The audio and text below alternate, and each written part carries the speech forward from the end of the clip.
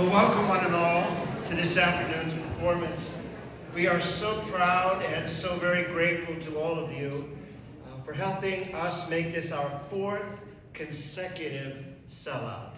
Thank you.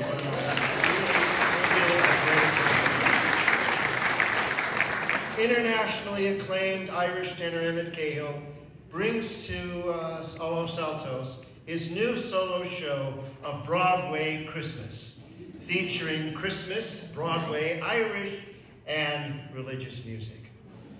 At the age of 5, Emmet began learning piano. I was doing finger painting. His vocal training began at 7. In high school, he received a 5-year Schola Cantorum music scholarship. And at the tender age of 18, he started his formal training at the Royal Irish Academy of Music, where he earned his Bachelor of Arts in Music Performance. He has performed as lead singer with Celtic Thunder for 15 years, and this is his first stop on a very long tour that runs to right around Christmas. Its new album, has received more than 20 million views on Instagram. So please join me in giving a warm California welcome to the one and only Emmet Cahill.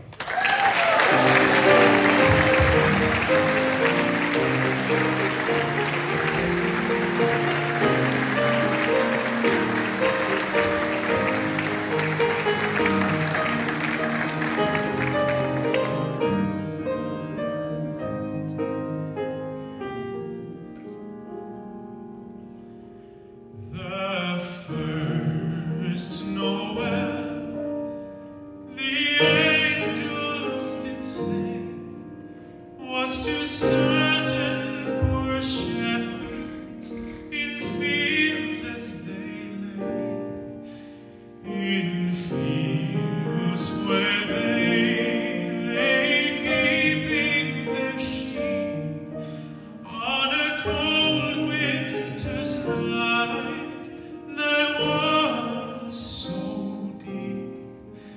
Noel, Noel, Noel.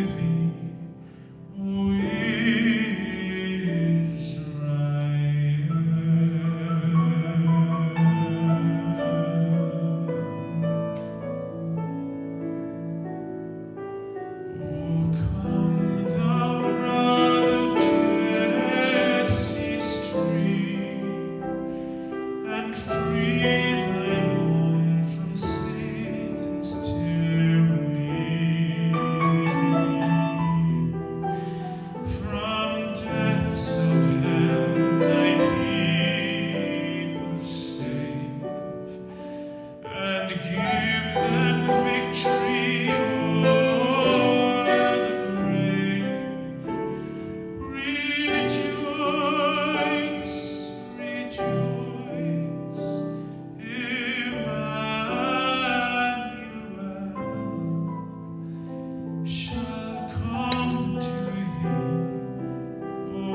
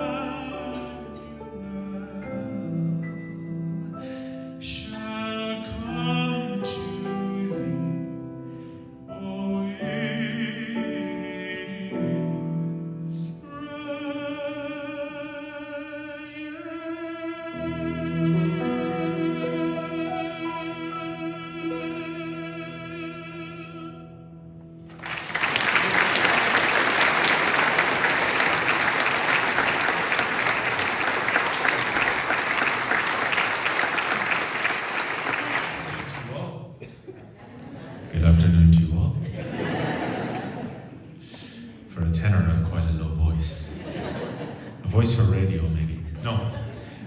Great to see you all this afternoon. Thank you for such a wonderful welcome.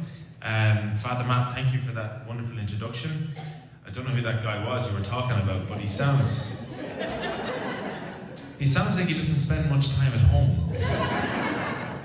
Which is pretty true. So my mother reminds me.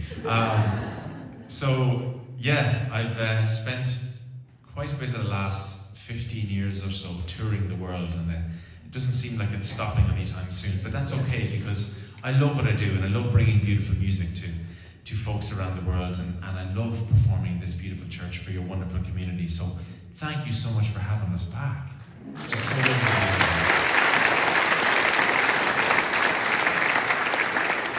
And we're so excited that this is our first stop on the tour, because whenever I'm planning my Christmas tours, I often think to myself, how early is too early to sing Christmas music?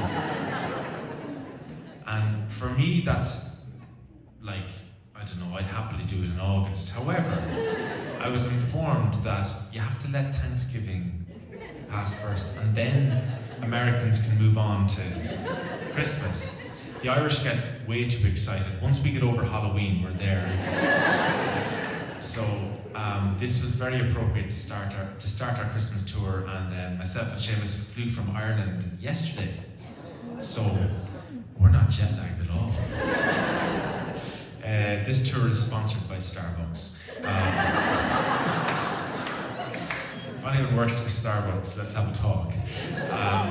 No, it's wonderful to be here. We're so excited to come back and celebrating the joy of Christmas. Now, this is my 4th time here, I know that, from chatting with Kathy and Norm and Ron about what we might do this year. We said we'd change it up a little bit. So Kathy came up with this idea of a Broadway Christmas. What about that? So, I promise I won't be doing my best Fred Astaire up here. So we're going to move on to a great piece from I'm a great, I suppose, fan of the golden age of music, the golden age of Hollywood and Broadway from the kind of 40s through the late 60s. And let's go back to a musical known as Man of La Mancha. This is The Impossible Dream.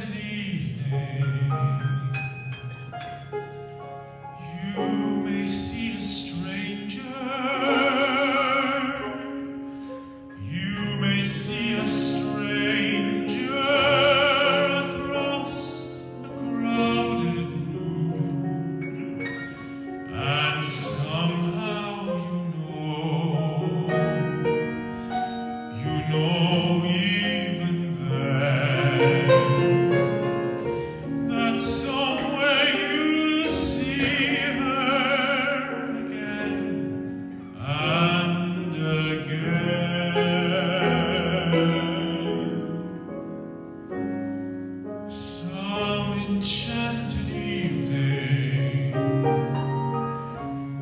Someone may be laughing. You may hear her laughing across a crowded room. And night after night, as strange as it seems, the sound of her laughter will sing in your dreams.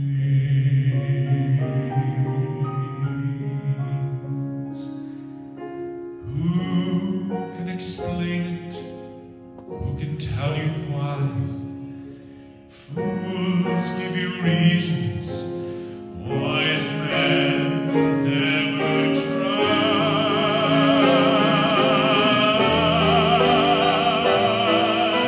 Some enchanted evening,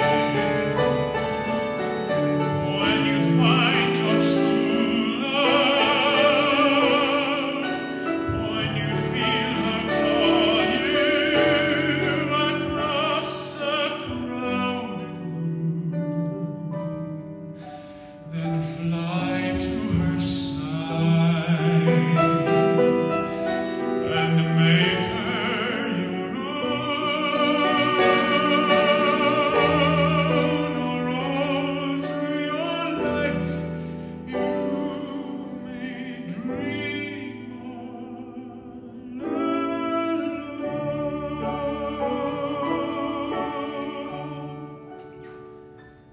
Once you have found her, never let her go. Once you have found her, never let her go.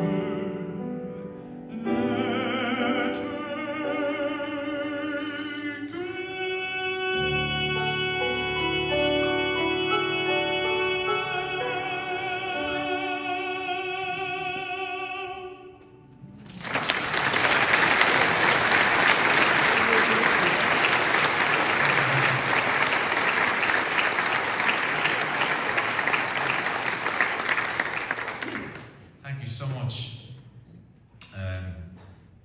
I'm glad we went with a Broadway Christmas this year.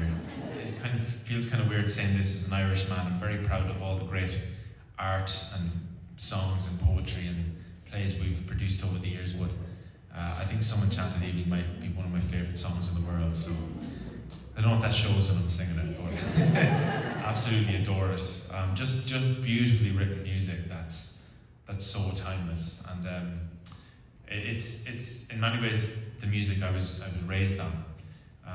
I know there's quite a few folks here are seeing us for the first time. A little show of hands to all our newbies. Anyone seeing us in concert for the first time? Wow, okay. And the rest of you came back, which is a great sign. Repeat customers, that's fantastic. But for those of you who are getting to know me for the first time, I grew up in the Midlands of Ireland, in a town called Mullingar, and growing up, I had a very country upbringing in that I was raised on a sheep farm. My dad was a sheep farmer, but at the weekends he was also a music teacher, piano teacher. So our house at the weekends was kind of like a music school. There was all the kids in our village. Yes, I lived in a village. This is very quaint, and so I used to come for music lessons to my dad, and I would just hear music all the time.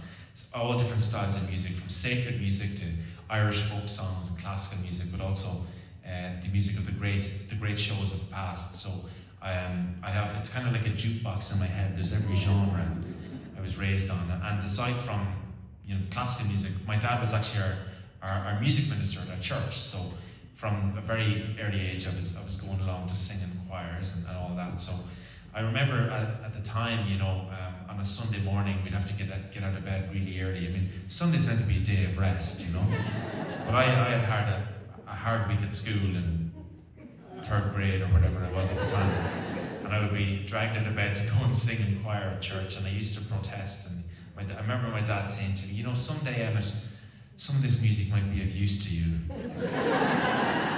Which I replied, nah, I don't think so. So he likes to remind me of that on significant occasions when my folks come out and see us perform. Last St. Patrick's Day, I had the great honour of singing at a little venue in New York called Carnegie Hall. And my dad reminded me that day. He said, I told you it'd come in handy. But it was a wonderful upbringing because music was just such a huge part of our life, but it was just part of family life. It was part of our community, and all these years later, I get to share it with the world. So nice to include a little bit of Broadway there. Where are we going now? I have to check my set list. I always like to keep my phone close just in case my mother's looking for me and I did something. Yeah, we're safe so far, folks. It's nighttime in Ireland. I can't do anything wrong because I'm in California. Yes. So let's move on to a little bit of Christmas music now. So.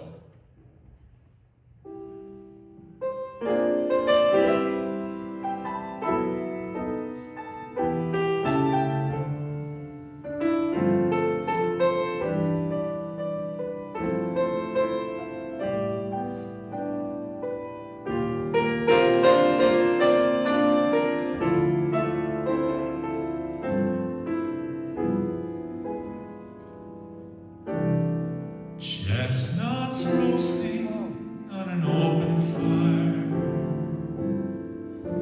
Jack Frost nipping at your nose, Yuletide carols being sung by a choir, and folks dressed up like Eskimos.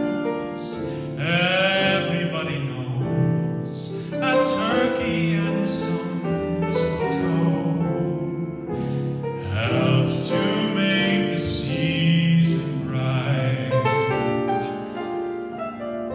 Tiny tots with their eyes all aglow will find it hard to sleep tonight. They know that Santa's on his way.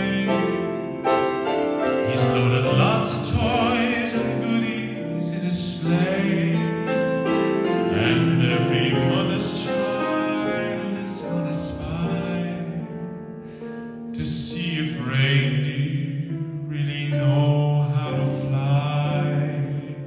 And so I'm offering this simple phrase to kids from 1 to 92. Although it's been said many times, many ways, Merry Christmas to you.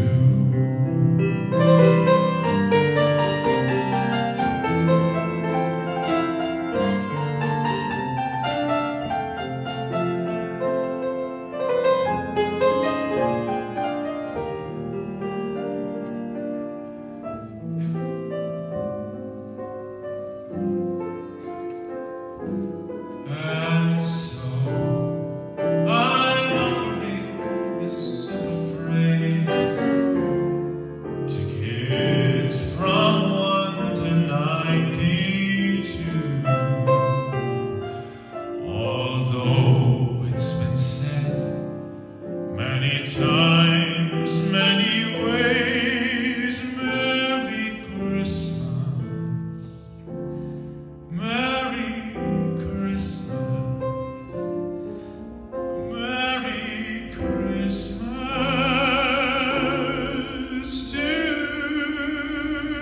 you.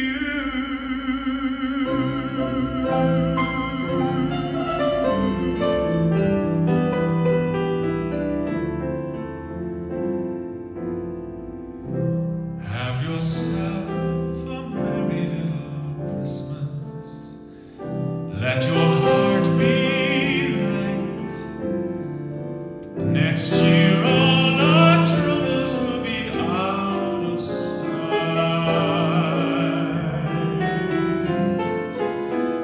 Have yourself a merry little Christmas. Make the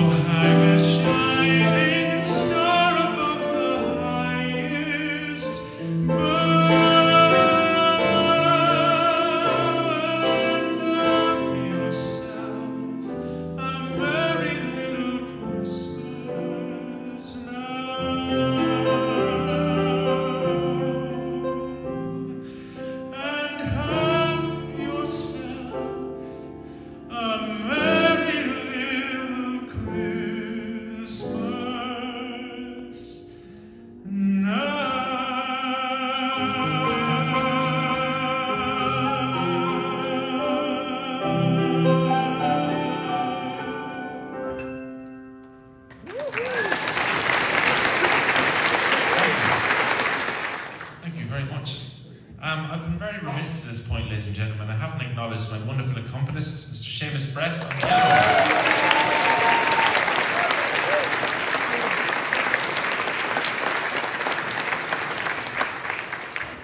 As you can tell, he knows what he's doing with that thing. And in fairness, this is the first show on the tour, and a little bit different doing a sort of a Broadway theatre Christmas show. So I threw some of these songs at Seamus about 35 minutes ago, and I call him the human jukebox. He can play any song in any key in any style. And he doesn't have any music up here, it's all in his head, so it's pretty incredible. But it makes for a kind of a dynamic duo. We've been touring together for longer than Seamus likes to remember. Probably over about 10 years now. And it's been quite the journey. And when we're not out on tour, he doesn't spend as much time at home either, ladies and gentlemen. Our families don't mind, honestly, it's fine. But when we're not out on tour here in the States, we're busy at home in Ireland, not just performing, but myself and Seamus started a wee travel business a few years ago. We spend so much of our time out here touring and meeting folks like yourselves, some folks who have their Irish heritage and have always wanted to visit Ireland. So we thought, why don't we take them to Ireland? So we started this about 5 years ago. It's called Emerald Adventures. I know, a genius name. I came up with that one. And we just this last week we had a Catholic pilgrimage around Ireland. We went all over the country, up to the gravesite of St. Patrick, and we went to Knock in the west of Ireland, and Lough and beautiful pilgrimage sites, and all folks from all over the States. So we're quite the tour guides as well, you know. We don't just go on tour, we take people on tour. So that's what we kind of keep ourselves a little bit busy doing that. But what we do sometimes in our when we do those concerts, we stay in a beautiful castle called Lough in County Donegal, and we might like to make people feel royal for a couple of nights. And we usually do a concert of requests, you know. And this next song is just one of the more requested ones. I'm not sure why, because I've never really toured it much before the last couple of years, but people seem to love it, and it kind of fits in with our Broadway theme, movie theme, let's say. Anyone ever seen the movie The Wizard of Oz? I'm sure some of you have. And if you've seen Wicked and you haven't seen The Wizard of Oz, you should be ashamed of yourself. I like going back to the original. So this song has been kind of following me the last couple of weeks, because before I went back to the trip with Seamus in Ireland, I was in Arizona singing for the Irish Centre down there. They had a big gala concert, and it was called Emerald Isle to Emerald City. So of course Emerald City associated with the Wizard of Oz, and Emerald Isle associated, well, with the Emerald Isle. So here's my favourite song from that movie. I think you're going to know it.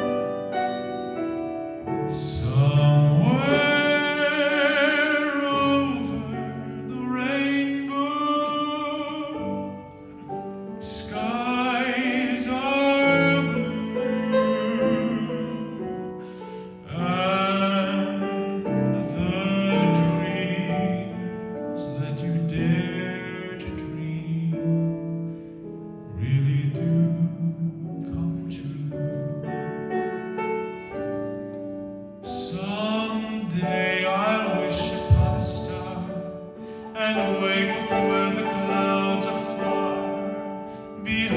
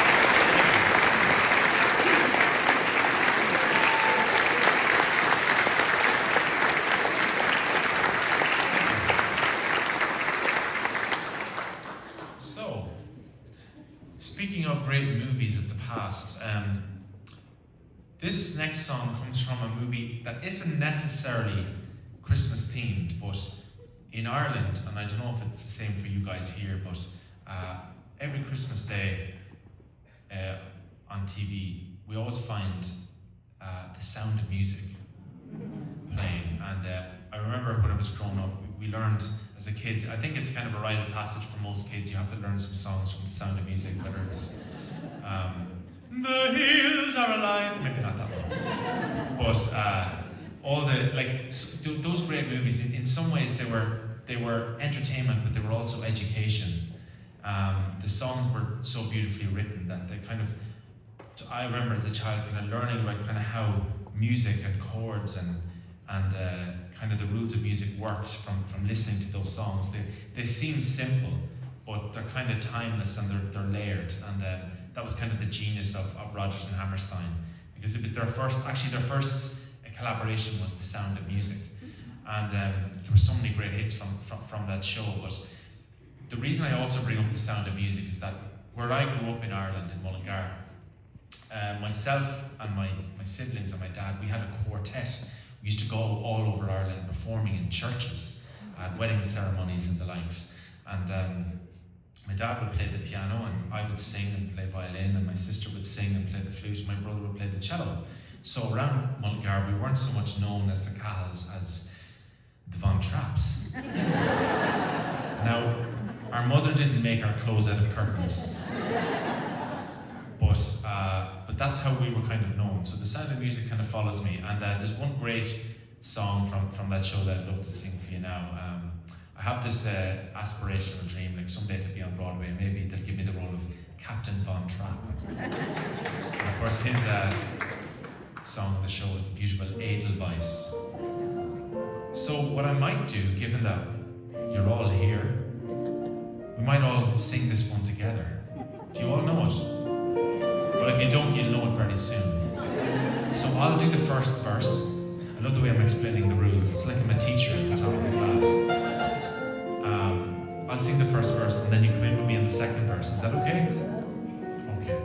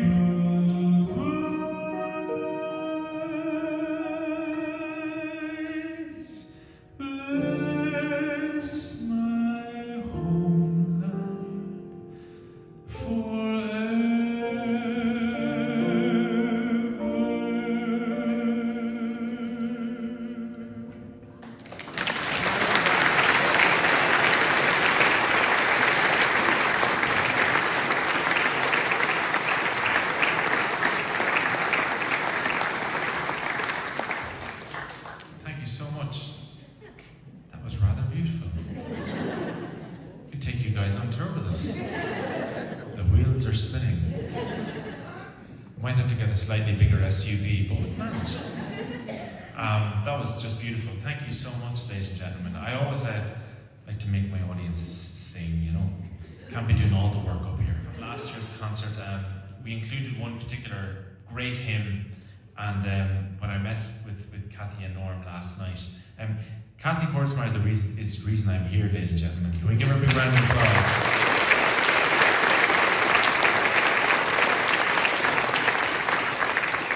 We were doing the meet and greet before the concert, and a lady came up to me and said, "Hi, I'm a friend of Kathy's." And I said, "Oh, hello." And she said, "She's been annoying me about you for years." And now you're here.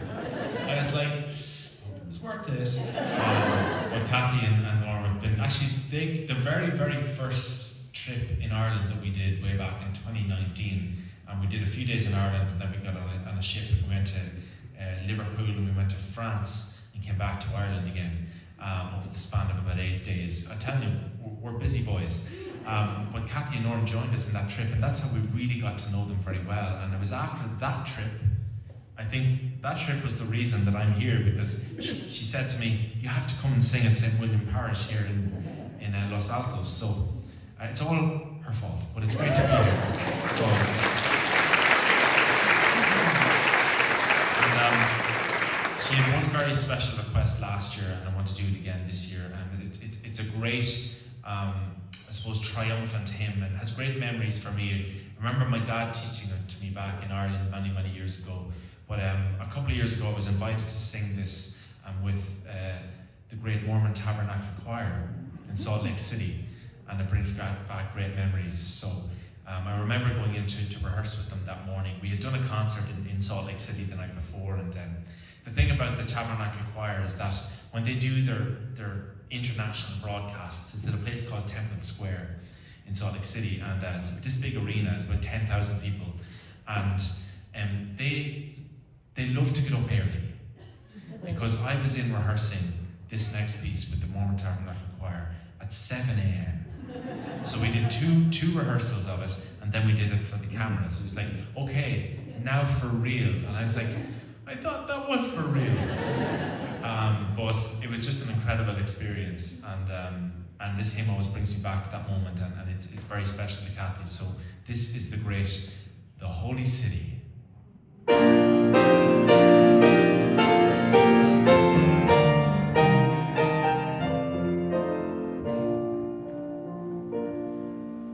Last night I lay sleeping, there came a dream so fair. I stood in old Jerusalem, beside the temple there. I heard the children singing, and ever as they sang, methought the voice of angels from heaven in answer rang. Methought the voice of angels from heaven in answer rang.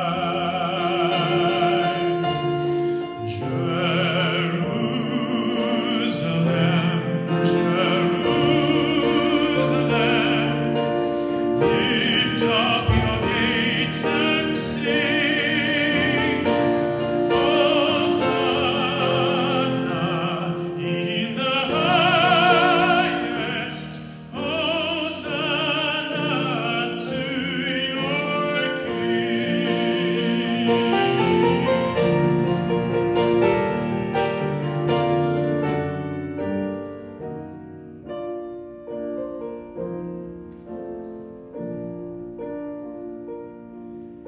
And then methought my dream was changed, the streets no longer ran. Hushed with the glad hosannas, the little children sang.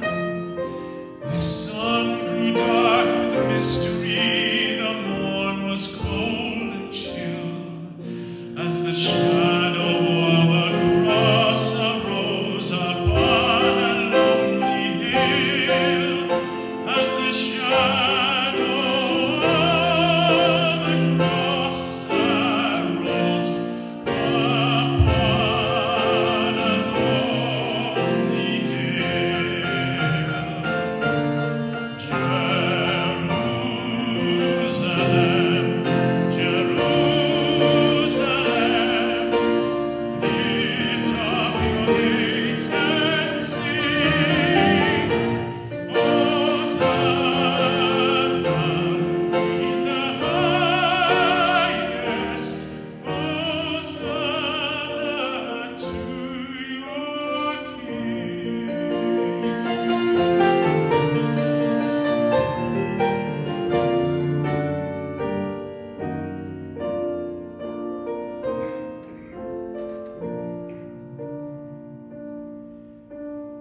Once again the scene was changed, new earth there seemed to be.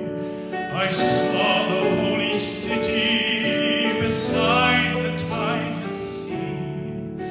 The light of God was on its streets, the gates were opened wide, and all who would might enter, and no one was denied.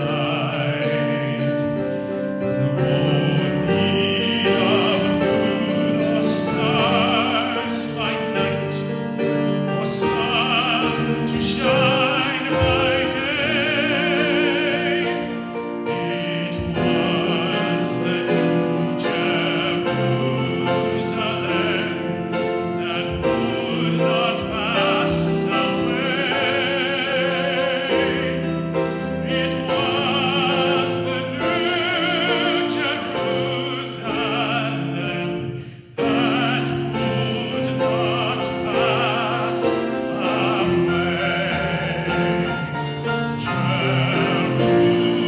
Jerusalem, Jerusalem, sing for the night is o'er. Hosanna in the highest, Hosanna forevermore. Hosanna in the highest,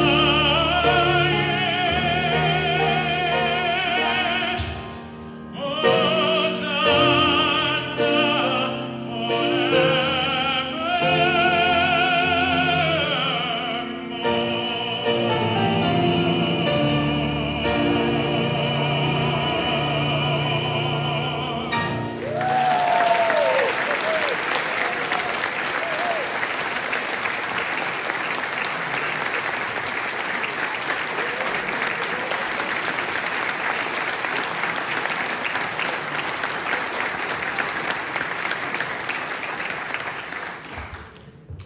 Good night.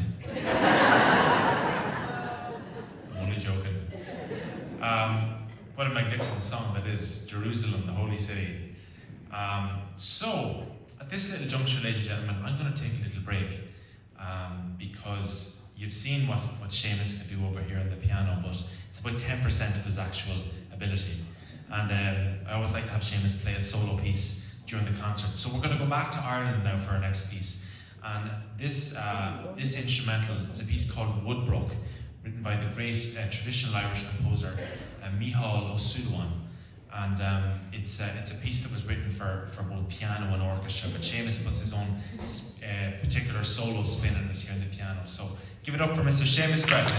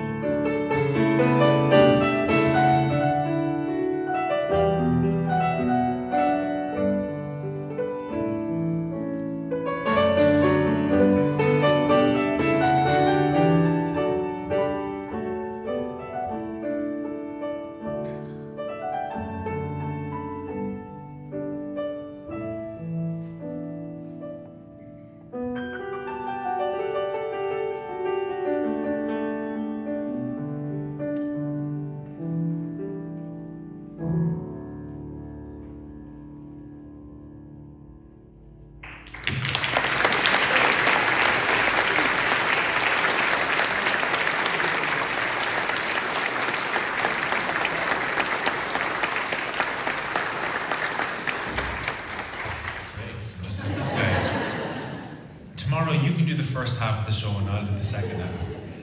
He's just amazing, isn't he, ladies and gentlemen?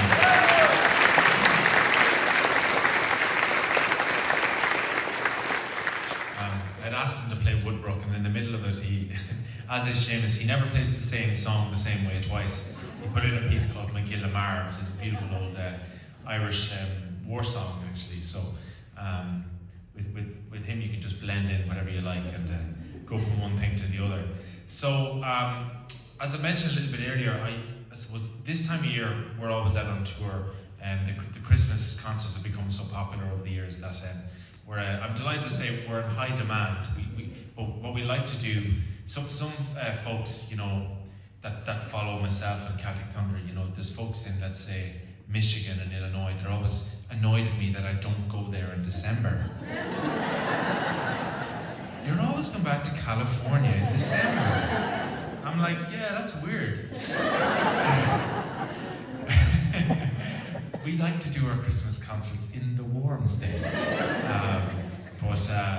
But you know, we're always out here around that time. But the one we snag about that is our families are always a little bit worried, you know, with travel issues and all that we mightn't actually get home for Christmas. So when it gets kind of close to that time, I tend to reassure my mother that you've nothing to worry about. But I remember when I was a child, you know, I used to get very excited about Christmas, annoyingly so. I was one of those kids, and in the lead up to Christmas, I'd be very excited about the fact that I was getting presents from Santa Claus, but I was also getting presents from my parents. So from the 1st of December, every time my mother would leave the house, I would go on a little treasure hunt, looking for presents. And my mother got sick of this because on Christmas Day, when we'd all be sitting around opening the presents, there would be no surprise, because my mother knew I had already found it in the attic. So she said, you know what, this year, Emmet, I'm going to hide the presents and you're not going to find them. So I said, challenge accepted, let's go. So, for the weeks leading up to Christmas, every time my mother would leave the house and go to work or whatever, I would be up in the attic and digging in the garden looking for these presents. And this particular year, she did a great job and I couldn't find them. So when it came to Christmas Day, we go to church and we do our thing, and then we get back and we have our Christmas dinner, and then we always open our presents kind of late. So late on Christmas Day, we're sitting around the tree and I'm giving a present to my dad and I'm getting one from my sister, and it's all going on. My mother's kind of sitting rather quietly in the corner, which isn't like her. So I thought there's something up here. So it came for the moment for my mom to give me the present she got me. So I said, Mom, did a great job this year. Do you know what? I'm actually kind of happy that you hid the presents, because then now it's just such a surprise on Christmas Day. I'm glad it didn't ruin the surprise. And she said to me, well, I have a surprise for you. I said, what's that? And she says, I can't find it. To this day, ladies and gentlemen, I have never received my Christmas presents from 2005. In thousands of years, when they're excavating the site of the cattle house, they'll find the Monopoly board I never got. So. Anyway, I always send her a little recording of this song just before Christmas to assure her that I'll be there on Christmas Day to open my present.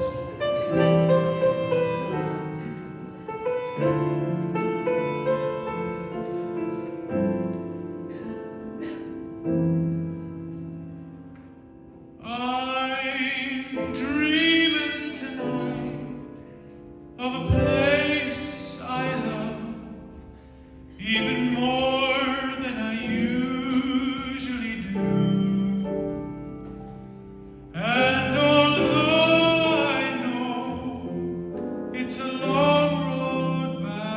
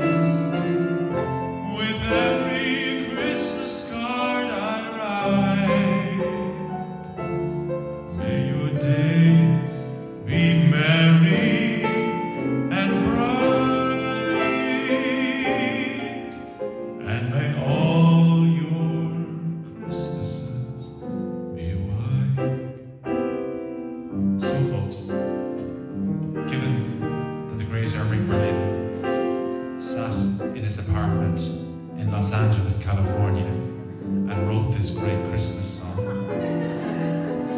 Wherever he got the inspiration. I think you guys should join me for this second verse. Is that okay? I'm dreaming of a white, let's hear it. Christmas, just like the ones I used to know,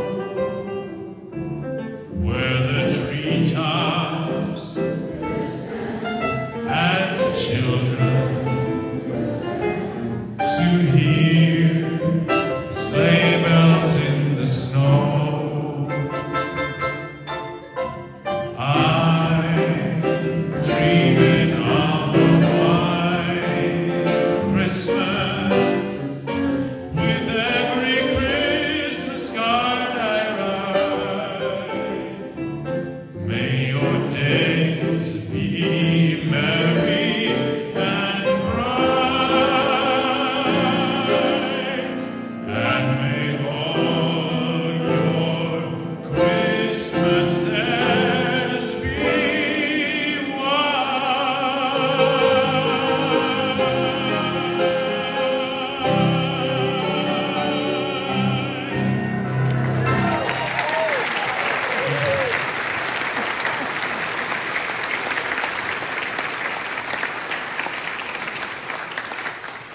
Thank you so much, ladies and gentlemen.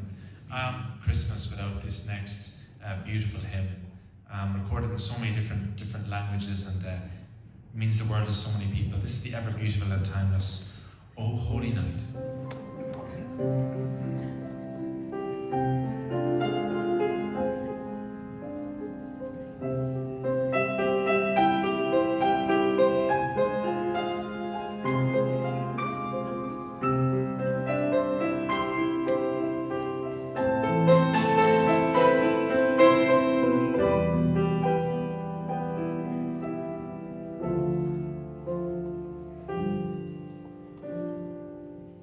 Oh,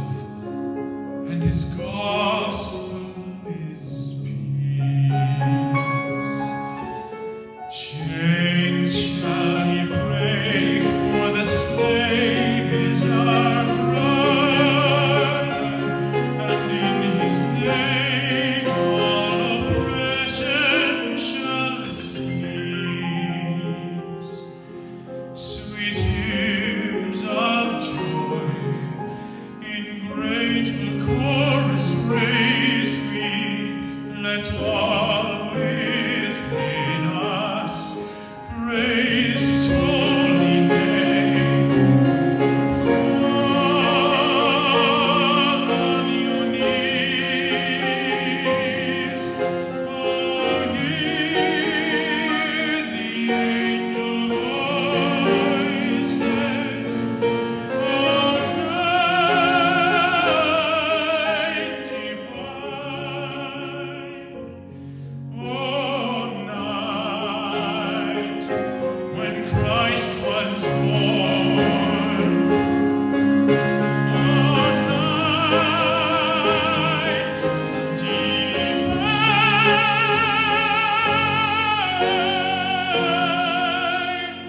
oh, night,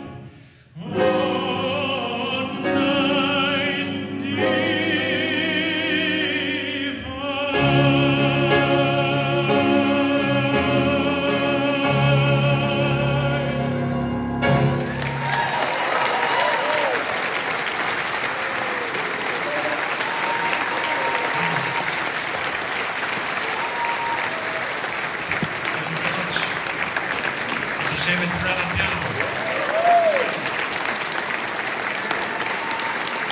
Thank you so much.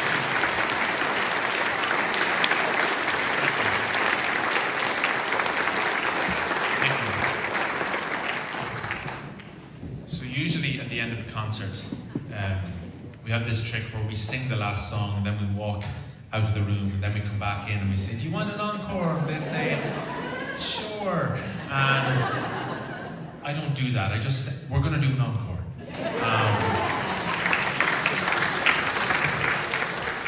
Folks, thank you so much for such a wonderful welcome. I will tell you, there's a lady who just walked out the door there, and she came up to me in the meet and greet, and she said, "Will you sing O Holy Night like really early in the show, because I have to leave early and go to work." So I was chatting away, and she's wearing this kind of green Arlen sweater, so I was going to remember her. And I was chatting away just before, and I saw her get up and go, and I was like, "Okay, O Holy Night." So she got a video and she left, so she's happy. So we aim to please, ladies and gentlemen, we aim to please.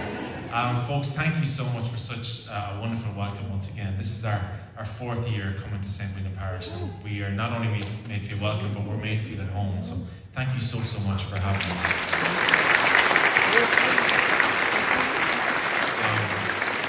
It's always great to feel like we come in here and we're being welcomed by friends, and that has very much been the case over the last number of years. I want to say huge thanks to Father Matt. Thank you for allowing us to be here to share. And I've been very remiss to this point. I haven't thanked and congratulated our incredible Irish dancers.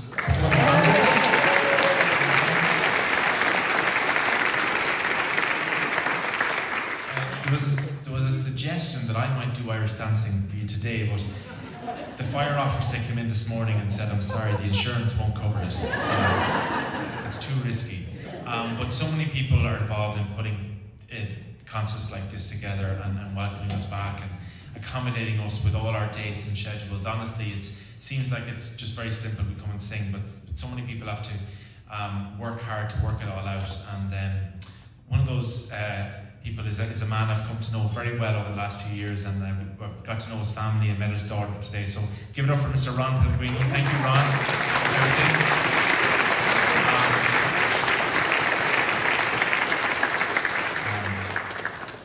He's married to an Irish woman, so he's a smart guy.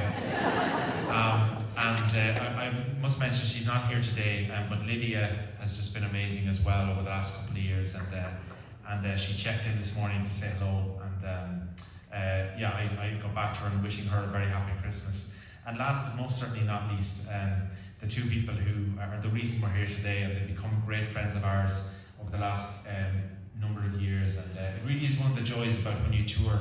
You get to meet folks and you make friends for life. We have certainly made that in Norman and Kathy Kordsmeyer. So thank you so much.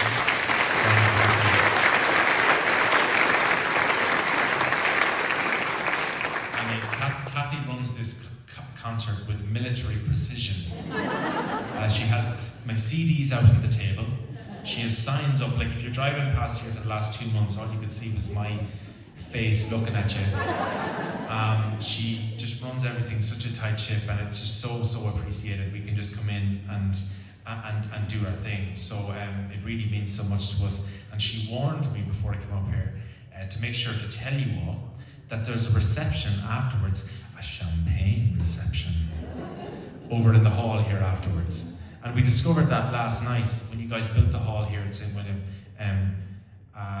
Norm was the project manager on the building itself, which I actually didn't know. So we're going over to Norm's Palace over here for a champagne reception. So please do come over and say hello if you'd like to celebrate the festive season in proper style. We'll be over for a couple of minutes. Myself and Seamus have to head to Chico after this. We have a concert there tomorrow. On Monday we're in Fresno, and on Tuesday we're in Huntington Beach. So, if you have any friends who want to come see a Christmas show, you know where to find us. And after that we head to Arkansas, Little Rock, Arkansas, actually where Norm and Kathy met, and keep moving east to Texas and Georgia, and it doesn't matter. But this has just been a wonderful way to kick off our Christmas tour. So thank you so much from the bottom of our hearts, and wishing you all a very happy Christmas. And we'll see you all very soon.